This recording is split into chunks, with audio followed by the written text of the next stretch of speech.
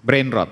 Ya. Dan yang muncul itu bukan konten-konten yang bermutu, ya kan? Makanya kalau ini tadi saya coba buka IG sama Twitter, IG itu yang rame bukan masalah KUHAP, bukan masalah di RUT ASDP, bukan, tapi tentang pasangan poligami, tahu kan?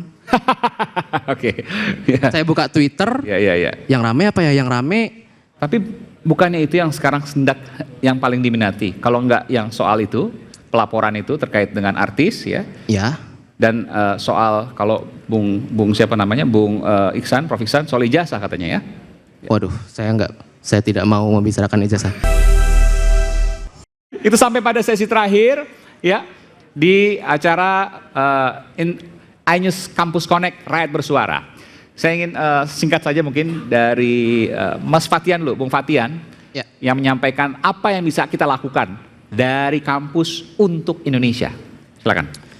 Mas Aiman, sebetulnya yang dilakukan Untar beberapa waktu terakhir itu sudah cukup mencerminkan gitu ya. Jadi saya masih ingat, itu dari Untar yang ngasih beasiswa ke ojol ya? Dari Untar kan? Beasiswa apa? Jadi Mas Aiman nggak tahu ya? Nggak, jadi ceritanya ada ojol nganterin penumpang mahasiswa Untar, terus dia bikin video gitu. Intinya dia mengatakan bahwa kapan ya saya bisa kuliah di tempat seperti ini. Nah, akhirnya itu dinotis sama Untar dan beliau diberikan beasiswa. Luar biasa. Jangan hadir di sini. Harusnya diundang ya. Oke. Nggak, tapi Mas Eman gini, ini saya nggak ingin diskusi kita ini walaupun kita ada di gedung yang tinggi ya, saya nggak ingin diskusinya jadi terlalu kurang merakyat lah, kan judulnya Rakyat Bersuara. Nah, saya sebagai orang yang aktif di internet, Mas Aiman, itu melihat fenomena bahwa antara akademisi atau ekspertis lah kalau saya bilang, dengan masyarakat pada umumnya netizen, itu ada gap yang sangat jauh. Jadi masyarakat itu untuk mendapatkan informasi yang akurat gitu ya, yang benar, itu kan seharusnya kan dari ekspertis atau dari akademisi. Tapi karena mereka karena mereka hidup day by day, maksudnya kita nggak bisa maksa mereka untuk makanya baca buku, makanya kritis segala macam. Mereka nanti malam makan apa aja bisa belum jadi nggak tahu. Betul. Jadi yang mereka lakukan adalah scroll dan scroll. Brain rot. Ya. Dan yang muncul itu bukan konten-konten yang bermutu, ya kan? Makanya kalau ini tadi saya coba buka IG sama Twitter, IG itu yang rame bukan masalah KUHAP, bukan masalah di RUT ASDP, bukan, tapi tentang pasangan poligami, tahu kan? Oke. Ya. Saya buka Twitter, yang rame apa ya? Yang rame. Tapi bukannya itu yang sekarang sendak yang paling diminati? Kalau enggak yang soal itu, pelaporan itu terkait dengan artis ya? Ya. Dan soal kalau Bung siapa namanya? Bung Iksan, Prof Iksan, soal ijazah katanya ya? Waduh, saya tidak mau membicarakan ijazah. Tapi intinya adalah drama itu dikasih terus, Mas Aiman. Jadi masyarakat itu mengkonsumsi hal itu. Nah, jadi gimana nggak disinformasi, gimana nggak banyak hoax? Ya mereka selain disibukkan dengan energinya habis untuk cari makan, akses untuk mendapatkan informasi yang benar itu tuh jauh. Makanya orang-orang kayak saya jadi ada. Oke, baik. Kan saya tidak pernah menasbihkan diri saya sebagai saya edukator. Enggak. Saya beropini aja. Saya mas-mas biasa yang kebetulan punya Instagram, ya kan? Dan saya sering beropini. Dan ternyata orang-orang menganggap, oh ini bahasa bayi nih, mudah difahami. Seperti itu. Jadi orang-orang bilang the death of expertise, ya karena ekspertisnya nggak tahu ada di mana. Makanya saya happy banget ada Prof Isan, ada Prof Renat Kasali, Dr. Tan Shot Yen gitu, yang mereka mau turun gunung nih, ngasih informasi yang benar. Tapi tahu saya algoritma itu tergantung apa yang kita konsumsi. Kalau saya keluarnya mungkin olahraga, traveling dan lain sebagainya. Kalau Mas Fatian mungkin yang keluar tadi artis yang poligami. Iya ampun, nggak 100% Mas Aiman, nggak 100%. Ada pengaruhnya iya. Tapi tetap ada yang ngefit. Algoritma itu di-feed kayak gitu. Nah, betul. Nah, saya masih ingat banget Mas Aiman, salah satu episode Rakyat Bersuara. Oke. Waktu itu membahas kasus Tom Lembong. Ya. Di sisi sana ada pakar, di sisi sini ada pakar hukum. Oke, mereka berdebat tentang mens rea. Mungkin teman-teman ada yang ingat. Ya. Niat jahat. Tentang niat jahat. Yang sana bilangnya apa, yang sini bilangnya apa. Ya. Sama-sama pakar. Ya. Terus saya yang backgroundnya engineering, ngelihat pakar hukum A, pakar hukum B, debat hal basic. Terus saya harus percaya siapa? Artinya kalau hal basic itu tuh kayak gini Mas Aiman, kayak ada dua ustadz ngomongin kayak sholat subuh itu 2 rakaat, enggak 3 rakaat, itu basic banget. Nah gimana caranya masyarakat bisa melihat ini yang benar yang mana ya, dua-duanya pakar. Oke, nanti kita jawab, itu menarik. Nah itu tanggung jawab akademisi itu kayak gitu. Oke. Dia harus stay true ke ilmunya, walaupun dia mungkin pada saat itu ya ada kepentingan yang harus dia bela, dia dekat sama seseorang di kekuasaan. Tapi dia harus stay true ke ilmu yang dia punya. Jangan bodoh-bodohin masyarakat. Saya nggak khawatir sama Gen Z, Mas Aiman. Mereka tuh kritis, mereka tuh pinter, mereka tuh rasional. So, jangan dibodoh-bodohin. Karena apa? Karena setelah fenomena itu tadi, saya yang background akademisnya bukan hukum sama sekali, saya tuh sampai nyari buku-buku ilmu hukum kok. Sebetulnya dari antara dua orang ini siapa yang benar? Oke. Dan saya menemukan jawabannya, oh ya ternyata yang benar Bapak A, Bapak yang satu entah kenapa ngaco waktu itu jawabnya. Itu tanggung jawab akademisi. Nah saya nggak pengen nanti teman-teman mahasiswa Untar atau dosen-dosen dari Untar suatu saat jadi orang hebat, suatu saat jadi orang penting, jadi orang yang berkuasa. Please stay true ke ilmu yang kalian punya, apapun kepentingannya nanti gitu. Itu sih kalau dari saya. Oke, baik. Pesannya cuma satu, jangan pernah belokkan kebenaran. Betul. Oke. Saya nggak sebut nama tadi, aman ya? Walaupun bisa dicari. Silakan. Ya, tapi kalau dari memang nonton rakyat bersuara di situ udah ketahuan karena ada yang menyebut kepentingan dan seterusnya. Oke. Iya. Iya, tadi juga menyambung omongan Fatian, emang benar agak menyedihkan sekarang akademisi di kampus. Sekarang orang diskusi soal, kemarin aja ada diskusi soal Soeharto layak jadi pahlawan atau enggak, diskusinya dibubarkan sama kampus. Jadi sekarang menurut saya Anda kampus bebas untuk bicara apa aja? iya, menurut saya sekarang kampus juga jadi ruang gerak yang tidak terlalu bebas buat mahasiswa ya. Padahal kan lahir para pemikir kritis itu dari kampus ini, kampus aja begitu. Kemarin kita dengar ada kampus bergengsi ngasih gelar doktor cuma dalam kuliah 2 tahun. Itu kan kita itu kan bergengsi. Jadi kayak makin lama ya itu tadi benar kata Fatian, karena terlalu banyak kepentingan di situ jadi mengorbankan kredibilitas si para ya petinggi-petinggi kampus atau bahkan wibawa kampusnya itu juga jadi tercoreng, nggak memikirkan itu. Ya banyaklah kasus-kasus yang kampus karena dekat dengan penguasa jadinya malah seperti itu. Ada tentara masuk kampus sekarang. Ya yang saya harapkan tentu saja sekarang kampus jadi ruang yang minimal ruang gerak yang bebas buat mahasiswa berekspresi dan mengeluarkan opininya, kan di mana lagi kalau bukan di kampus, di luar. Nanti Prof Tela yang jawab. Silakan, Prof. Makasih. Saya akan mundur 65 tahun ke belakang. Di tahun 60-an, Soekarno mengumpulkan orang-orang cerdas cendekia se-Indonesia. Se-Indonesia dikumpulkan. Aceh, Sumatera Utara, sampai akhirnya ceritanya sampai di paling timur sana. Apa produknya? Produknya 7 bahan indoktrinasi. Apa kontennya? Di sini saya kagum. Sungguh saya kagum. Kalau Amerika baru berpikir price stability pada 2010-2011, orang Indonesia sudah berpikir price stability pada tahun 1960. Saya ulang ya. Ini perdebatan betapa sesungguhnya orang-orang Indonesia berpikirnya jauh ke depan, hebat. Dan saya tidak sedang meninggikan diri saya, tapi bacaan saya menyatakan ketika saya bongkar cara berpikir kayak gitu, luar biasa. Ketika saya coba ambil relasi berpikir Soekarno, yang mengumpulkan kaum cendekia di tiap provinsi sampai akhirnya melahirkan 7 bahan indoktrinasi itu. Saya pindah ke negara luar, saya ketemunya negara apa? Saya ketemu Jepang. Mereka menyebutnya sebagai knowledge landscape. Ulang, mereka menyebutnya sebagai knowledge landscape. Di mana setiap perguruan tingginya menjadi sumber pemikiran, sumber riset bagi pertumbuhan provinsi yang bersangkutan dan bagi pemerintahan. Jepang baru melakukan kurang lebih ketika di tahun 80-an ke atas. Produk yang kita nikmati dulu namanya, Anda tidak tahu namanya Bemo. Dulu namanya tape recorder namanya Toshiba yang gede.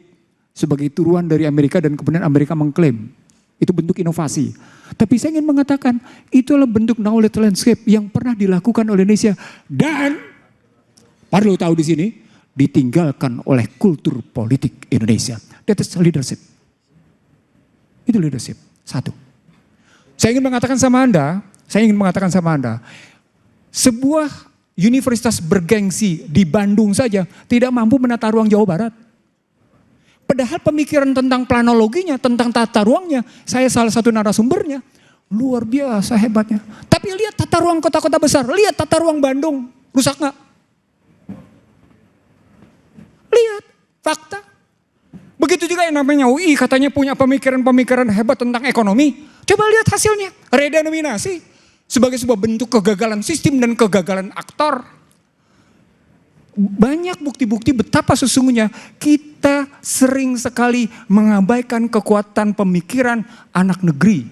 Itulah buku saya, Selamat Datang di Negeri Amburadul. Kita belum merdeka, kita menikmati hegemoni, kalimat penting. Kita menikmati hegemoni intelektual. Ulang ya. Dalam bahasa Indonesia, kita kebanyakan menjadi intelektual beo. Tapi kebanyakan Indonesia, dia menjadi intelektual beo.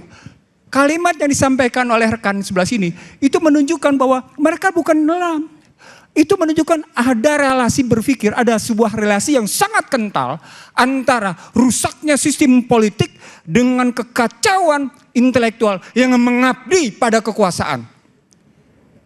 Fakta, kasus UGM, Anda boleh nggak sebut, saya sebut. Loh, fakta, UI kasusnya dengan Bahlil, Anda bisa lihat, nggak usah takut, fakta. Kampus lagi sebelah sana yang ada di kawasan Jakarta Timur jual namanya gelar doktor, fakta. Kampus di sebelah timur lagi sebelah sana jual doktor gila-gilaan, jual profesor gila-gilaan. Apa poinnya? Terjadi degradasi nilai, terjadi degradasi kualitas luar biasa. Kenapa? We are follow the river flow. River flow-nya adalah materialism. River flow-nya let's the market play, let's the financial power to take something dan everything. Itu fakta. Terakhir Iman. Saya ingin mengatakan begini, kerisauan saya tentang dunia. Saya sudah lama risau dalam dunia pendidikan. Ketika saya pernah di awal-awal abad 21 saya dikritik oleh seorang teman. Karena saya bilang begini, kasus krisis Indonesia 97-98 akan mengakibatkan satu generasi terpotong. Orang bingung kenapa kayak gitu. Saya bilang bukan generasi artinya usia, tapi ininya. Terbukti sekarang. Terbukti. Kalau Anda tidak percaya, buka media yang terbit paling besar di Jawa Timur. Ucapan saya. Lalu dia kritik saya. Anda enak bicara ekonomi politik, Anda lupa tentang pendidikan katanya. Pendidikan itu begini, saya seperti ditampar. Saya ulang, saya seperti ditampar karena saya mengabaikan kajian dunia pendidikan. Dari sana saya ngebongkar tentang ada apa dengan dunia pendidikan. Ketika saya mundur ke belakang, tadi saya menemukan kalimat, kebanyakan orang Indonesia menikmati hegemoni intelektual. Terima kasih. Prof. Eva, silakan. Terakhir. Saya harus menjawab tadi. Oh, saya jawab. Ada dua yang perlu semuanya dijawab. Ya. Ya. Saya sangat suka kepada judul hari ini. Judul acara kita hari ini ya. Judulnya Demokrasi Digital, Berpikir Kritis Tanpa Drama. Berpikir kritis tanpa drama. Ini judul yang sangat bagus. Yang Saya rasa bisa kita renungi bersama, gimana tuh cara berpikir kritis tanpa drama. Karena di zaman sekarang ini memang sulit kalau tidak drama-dramaan.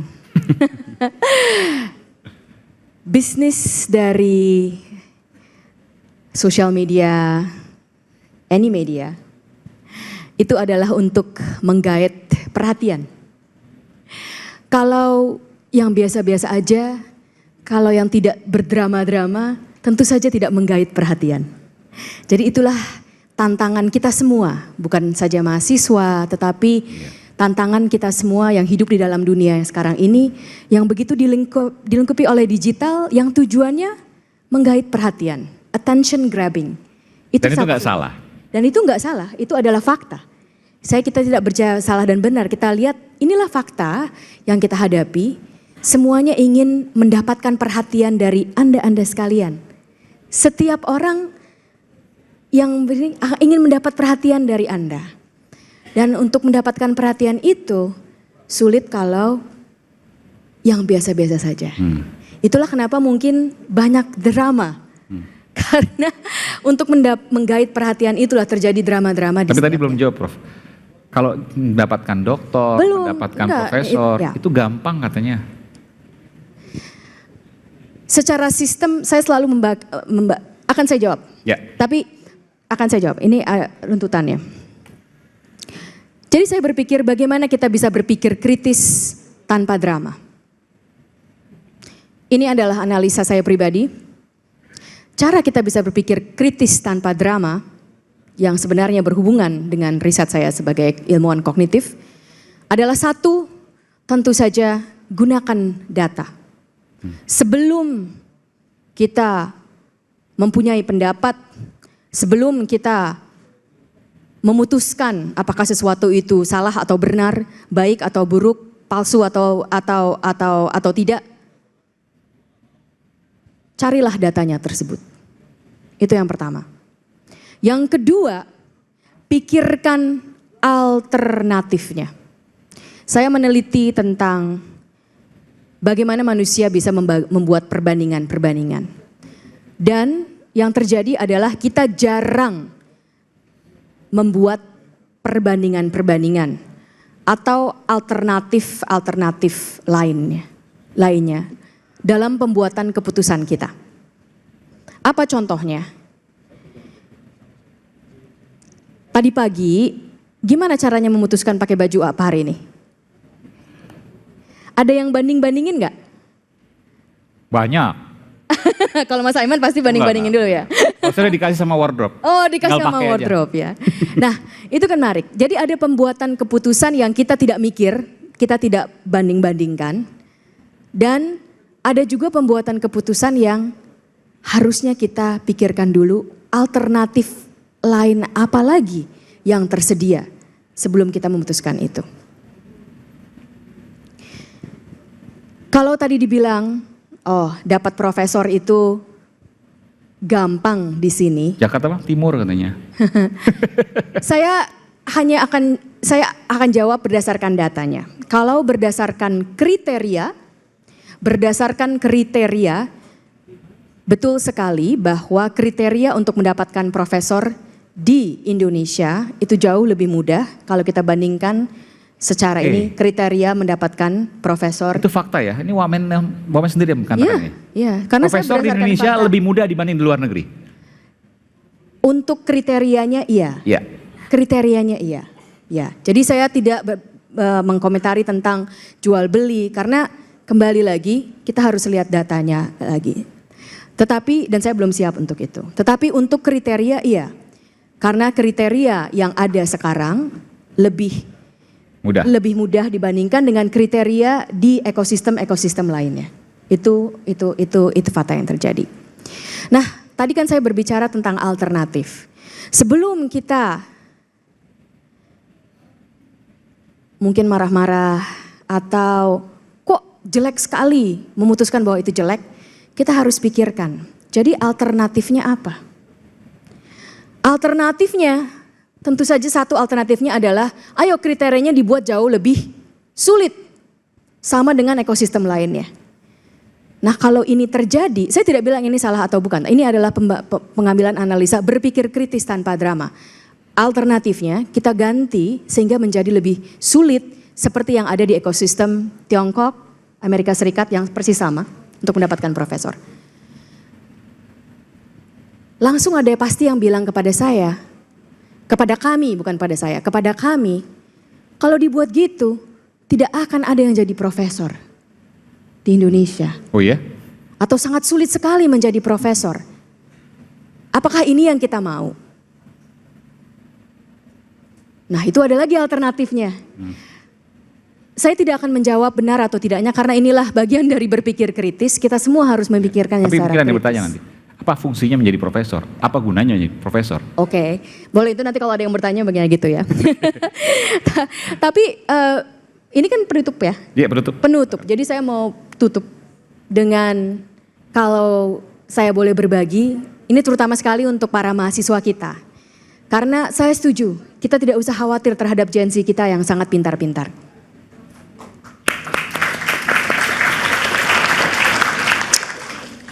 Tetapi kalau boleh saya mau mengingatkan, hidup itu adalah rentetan pembuatan keputusan.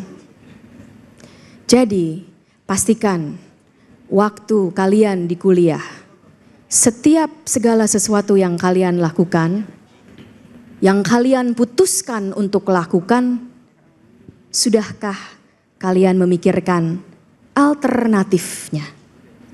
Sudahkah kalian menganalisa lebih baik saya berbuat ini atau berbuat itu? Mengambil ini atau mengambil itu? Supaya jangan sampai nanti telah lulus dari kuliah ada perasaan menyesal bahwa berbagai rentetan keputusan yang kita ambil waktu kuliah kita merasa kok saya tidak pikirin. Seandainya dulu saya pikirin mungkin saya akan berbuat yang lain. Itu saja. Baik. Tapi ada pepatah, saya tambahkan sedikit. Jangan pernah menyesali apa yang pernah kita lakukan. Tapi sesalilah kenapa kita tidak melakukan tentu hal-hal yang baik. Indonesia akan bahkan sekarang sudah mencapai demografi, bonus demografi yang artinya kaum muda lebih banyak daripada kaum tua. Tinggal kita kemudian yang akan menentukan apakah kita akan mengambil peran atau sebaliknya kita menjadi korban. Terima kasih Universitas Tarumanegara. Sampai jumpa di Rakyat Bersuara Kampus berikutnya. Salam. Terima kasih Prof. Oke. Prof.